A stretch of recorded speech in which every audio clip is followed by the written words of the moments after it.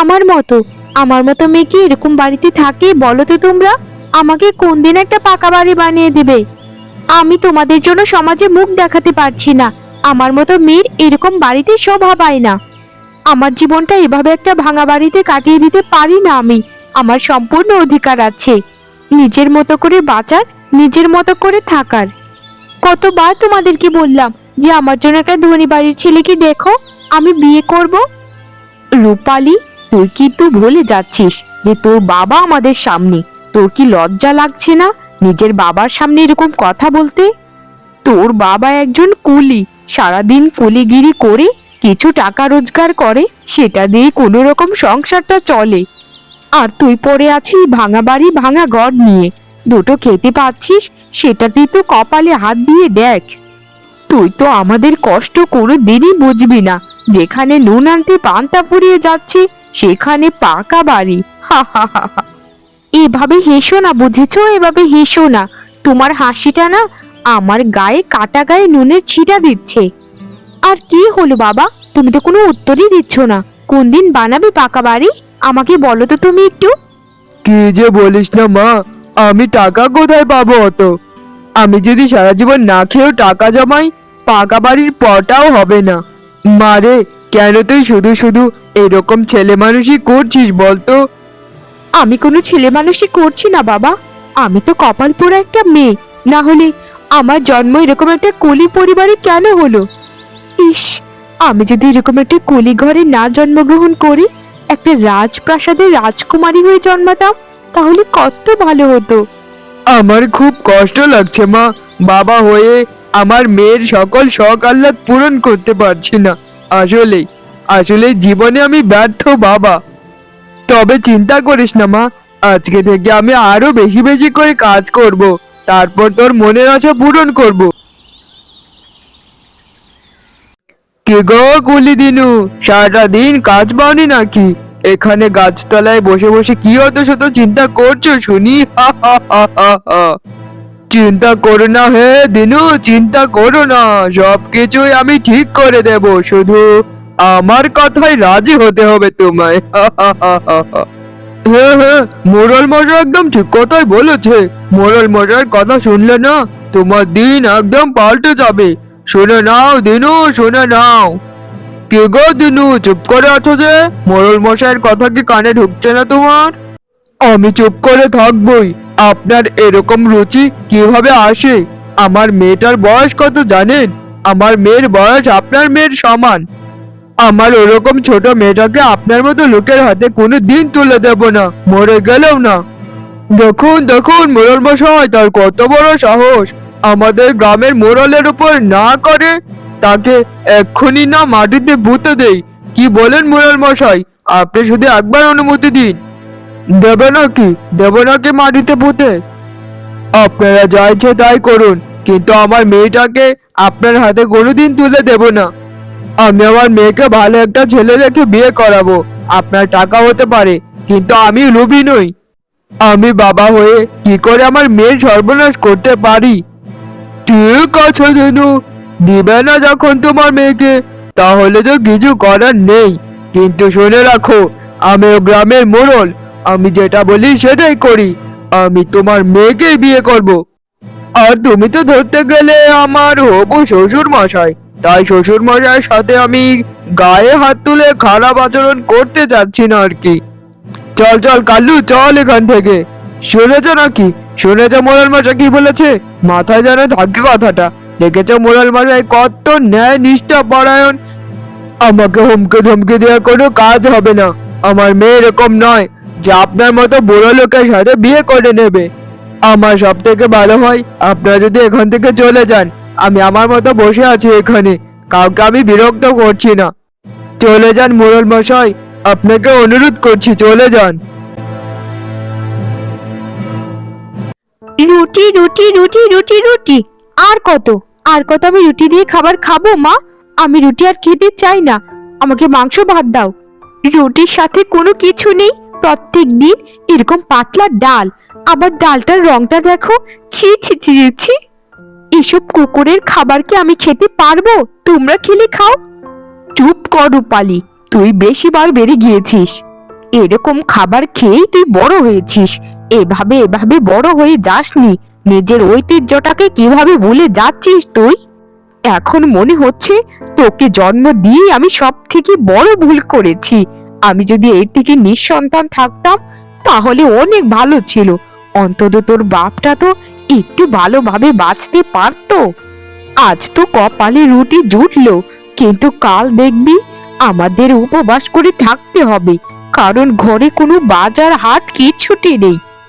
তোমরা যখন জন্ম দিয়েছো তো আমাকে কিভাবে খাওয়াবে পড়াবে সেটা তোমাদের ব্যাপার, আমি কি বলবো? শোনো মা, আমার সাথে চোখ রাঙিয়ে কথা একদম বলবে না। আমি কিন্তু এরকম ব্যবহার পাওয়ার যোগ্যতা রাখি না। আর তোমাদেরও এত বড় স্পর্ধা কি করে হয় যে আমার সঙ্গে উচ্চস্বরে কথা বলার?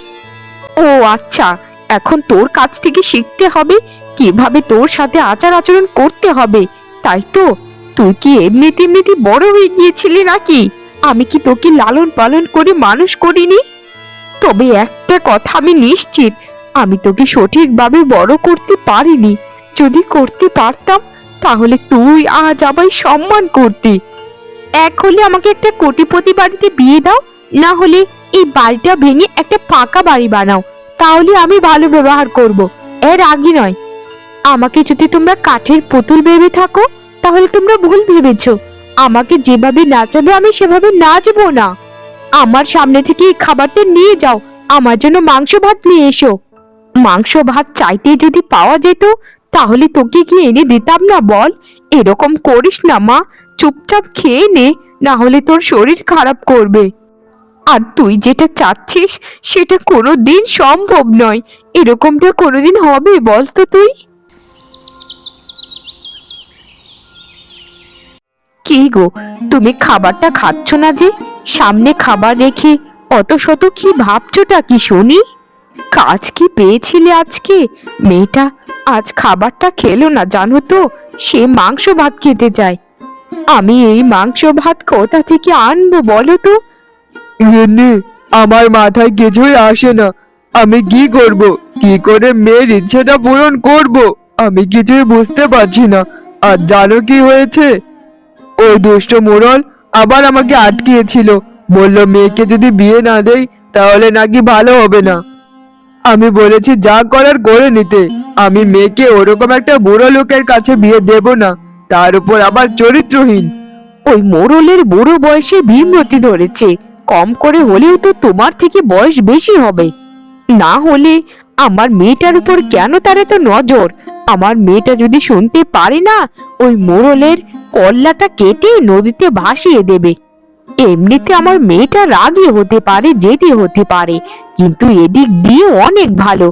আমার মেয়েটাকে যত লোভী মনে করি ততটাও না। যাই হোক গিন্নি, রূপালীকেও আমার অত বিশ্বাস হয় না। তুমি রূপালীকে এসব ব্যাপারে কিছুই বলো না। যেভাবে দিনকাল চলছে সেভাবে চলতে দাও। আর পারলে রূপালীকে একটু ভালো মতো বুঝিয়ে শুনিয়ে রেখো। জানোই তো গিন্নি, রূপালীকে আমি কতটা ভালোবাসি, সে আমাদের ভরসা। আমি জানি গো জানি, রূপালীটাকে দেখলে আমার বড্ড মায়া হয়, কিন্তু কি করব বলো, সবকিছু যে আমাদের সামর্থ্যের বাইরে। তুমি কোনো চিন্তা করো না, দেখবে একদিন সবকিছু ঠিক হয়ে যাবে। রূপালীও আমাদেরকে বুঝতে পারবে। বারবার ঘুঘু তুমি খেয়ে যাও ধান। ও না না, ঘুঘু হবে কেন? বারবার মা বাবা তোমরা খেয়ে যাও ধান হবে। না হলে না হলে এত বড় একটা কথা কিভাবে লুকিয়ে রাখতে পারলে আমার থেকে, যে মোড়ল আমাকে পছন্দ করে? আসলে আসলে আমার ভাবতেই অবাক লাগে যে তোমরা কি সত্যি আমার মা বাবা, নাকি আমার কোনো শত্রু? মারে, মোড়ল একদম বাজে একটা লোক। সে অনেক বাজে, যেটা তুই বিশ্বাসই করতে পারবি না। তুই ওর থেকে দূরে থাকিস মা। আমরা তোর শত্রু নই রে, আমরা তোর জন্মদাতা আর জন্মদাত্রী। বাবা মা সন্তানের খারাপ কোনোদিনই চায় না। আরে মা রূপালী, তোর বাবা একদম ঠিক কথা বলেছে। মোড়ল মশাই খুবই জঘন্য ধরনের একটা মানুষ। ওর সাথে কোনো ধরনের সম্পর্কই করিস না রে মা, তাহলে তুই একদম শেষ হয়ে যাবি রে মা, শেষ হয়ে যাবি। মার কথা অন্তত শোন। শোনো মা, আমি সকালে সবকিছু লুকিয়ে লুকিয়ে শুনেছি তোমাদের কথা। তোমরা হচ্ছ বিশ্বাসঘাতক। আমি ওরকম একটা কোটিপতি ধরনের লোককে বিয়ে করতে চেয়েছিলাম চিরকাল। আমি এক্ষুনি মোড়ল মশাইয়ের কাছে যাচ্ছি। আমি বলবো যে আমি ওনাকে বিয়ে করতে চাই। আমার বাবা মা আমাকে আটকে রেখেছিল। এটা লুকিয়ে তোমরা একদম আমার সাথে ভালো করনি, একদম না। আমাদের কথা শোন মা, এরকম পাগলামি করিস না। তোর বয়স এখনো অনেক কম, তুই এখনো দুনিয়ার কিছুই দেখিসনি। আর একটু বয়স হোক, সবকিছুই বুঝতে পারবি। এরকম পাগলামি করিস না মা, যাস না। মা বাবা একটা কথা বলবেন আমার সাথে। তোমরা হচ্ছে বিশ্বাসঘাতক, মিথ্যুক, আর হচ্ছে আমার শত্রু। তোমরা আমার সাথে অন্তত ভালো মন্দ কিছুই জিজ্ঞেস করবে না। আমি আমার ভালো মন্দ ভালো মতোই বুঝি। আমি যাচ্ছি আমার মতো। আরে আরে, আমি কাকে দেখছি? আমার বাড়িতে পূর্ণিমার চাঁদ কোথা থেকে চলে এলো? হা হা হা হা হা। আরে আরে, তুমি রূপালী না? বলো না, তুমি দিনুর মেয়ে রূপালী তো? আরে মোড়ল মশাই, আপনি তো উদ্গ্রীব হবেন না। আমি সত্যিই রূপালী। আমি দিনুর মেয়ে রূপালী। বেশি উদ্গ্রীব হলে আপনার আবার শরীর খারাপ করবে। এসব দেখতে আমার একদম ভালো লাগবে না। আরে বাস, এটা তুমি কি বললে? আচ্ছা আচ্ছা, তুমি আমার একটা চিমটি কাটো তো। আমি কি স্বপ্ন দেখছি নাকি সত্যি? কারণ তোমার বাবাকে তো আমি সেই 2 বছর ধরে বলছি যে আমি রূপালীকে বিয়ে করতে চাই, কিন্তু তোমার বাবা তো আমাকে পাত্তাই দিচ্ছে না। আমি এখন কি করব রূপালী? আমি যে তোমায় পছন্দ করি গো। আপনি বিশ্বাস করবেন না মোড়ল মশাই, আমার বাবা মা এই বিষয়ে আমাকে কিছুই বলেনি। যদি বলতো না তাহলে বিশ্বাস করুন, যেদিন বলেছিলেন প্রথম সেদিনই আপনাকে বিয়ে করে নিতাম। কিন্তু কি করব বলুন, ওরা তো আর বাবা মা নয়, ওরা হচ্ছে আমার জাত শত্রু। তুমি একদম ঠিক কথাই বলেছো রূপালী। না হলে এরকম বাবা মা থাকতে পারে নাকি যে ওরকম একটা ভালো জামাই পেয়েও হাতছাড়া করে দেয়? এবার বুঝবি দিনু, এবার বুঝবি। তোকে যে আমি কি করে মজা দেখাবো, তুই শুধু দেখবি, জ্বলবি আর কাঁদবি। হা হা হা হা। আমার কপালটাই তো খুলে গেল। এরকম একটা মোড়ল বাড়িতে বিয়ে হলে তো আমার ভরি ভরি গয়না, ভালো ভালো শাড়ি কাপড়, ভালো খাবার পাবো। ইস, আমার ভাবতেই না শরীরটা গলিয়ে যাচ্ছে।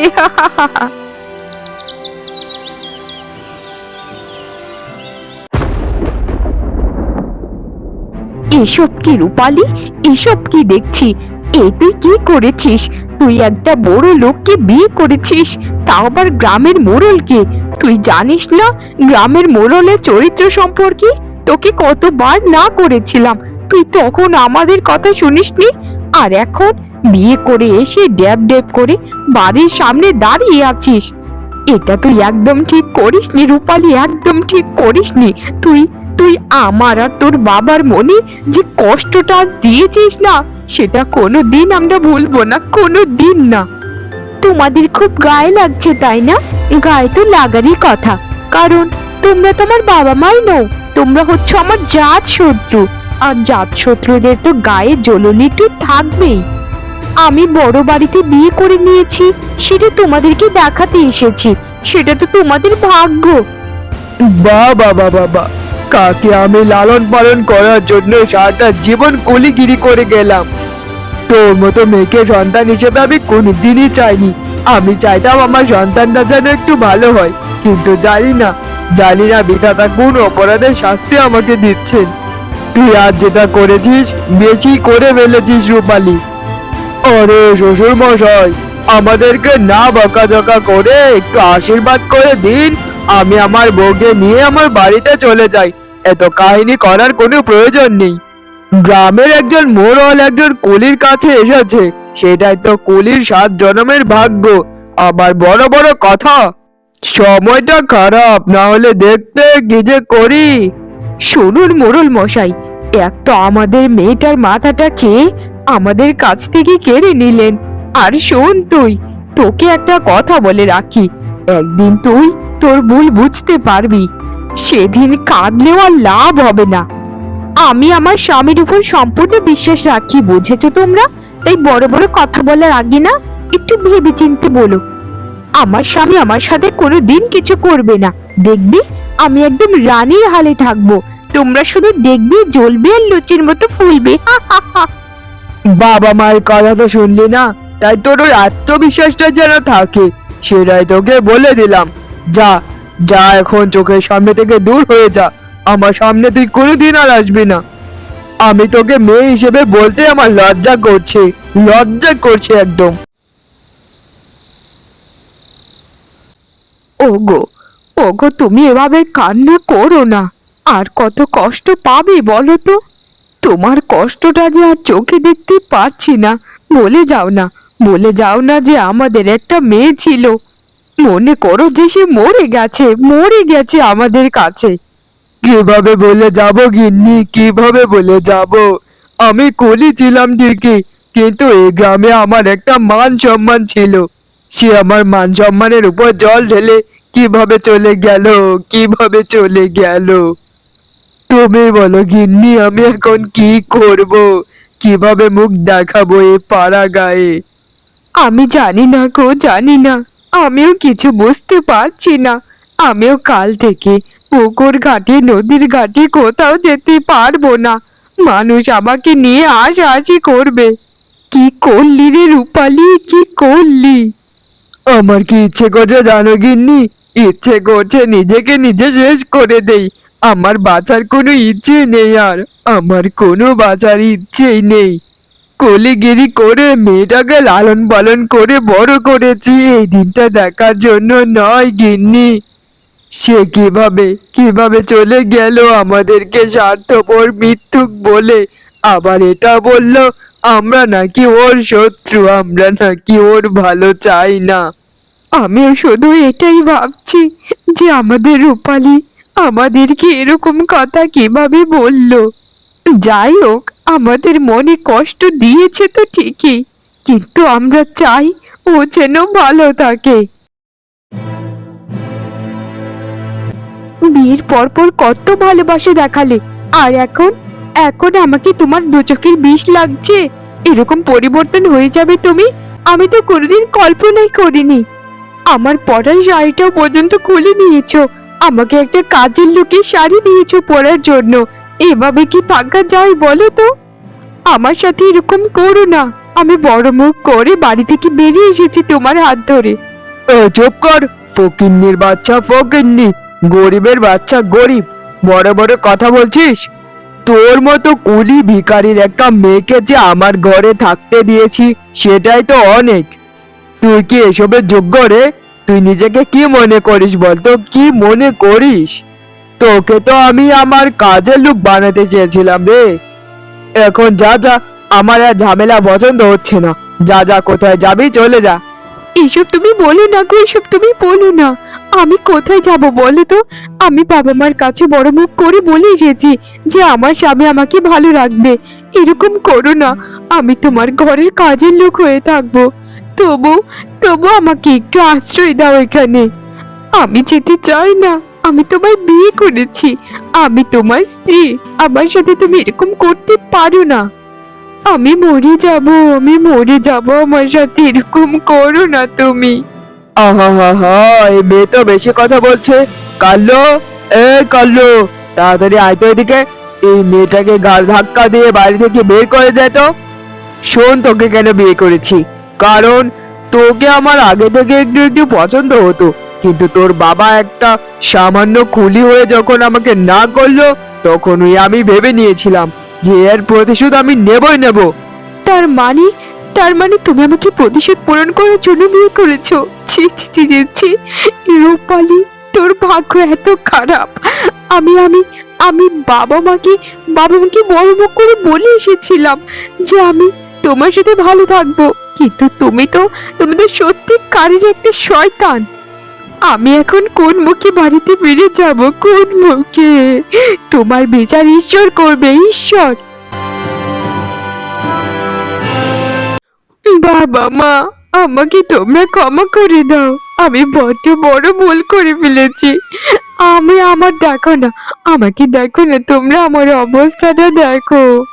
তোমরা আমাকে ঠিকই বলেছিলে যে ওই মোড়ল শয়তান একটা লোক, কিন্তু আমি তো তোমাদের কথা শুনিনি। শোন, তোকে একটা কথা বলি, বাবা মায়ের কথা না শুনলে এরকমই হয় রে, এরকমই হয়। বারবার মানা করা সত্ত্বেও তুই ওই লোককে বিয়ে করেছিলিস, আবার আমাদেরকে বলেছিলিস যে আমরা নাকি তোর শত্রু। এখন বোঝ কে ভুল আর কে সত্য। বাবা, বাবা, তুমি কথা বলছো না কেন? তুমি আমায় ক্ষমা করে দেবে না বাবা? আমি তোমাদের পায়ের নিচে পড়ে থাকবো, আর কোনোদিন বলবো না যে বাড়িটা ঠিক করে দাও, এই করে দাও, সেই করে দাও। আমি জল ভাত খেয়ে কাটিয়ে দেব তোমাদের সাথে সারা জীবন। আমায় ক্ষমা করে দাও বাবা। মা বাবা তো আর তোদের মতো বাজার হতে পারে না রে সন্তানেরা। আমরা এই পৃথিবীর সব থেকে নির্লজ্জ জাতি, জানিস? মা বাবা হচ্ছে সব থেকে নির্লজ্জ। সন্তান মা বাবাকে খুন করার পরেও যদি ক্ষমা চায়, তাহলে বাবা মা মন থেকে তাদেরকে ক্ষমা করে দেয়। আমি কি তোকে না ক্ষমা করে থাকতে পারি বল? বাবা, মা, তোমাদেরকে পায়ে ধরে আমি একটু ক্ষমা চাইতে চাই। আমি তোমাদের পায়ে ধরে একটু ক্ষমা চাইতে চাই। আমি সত্যিকারের ভালোবাসার মূল্য দেইনি বাবা মা।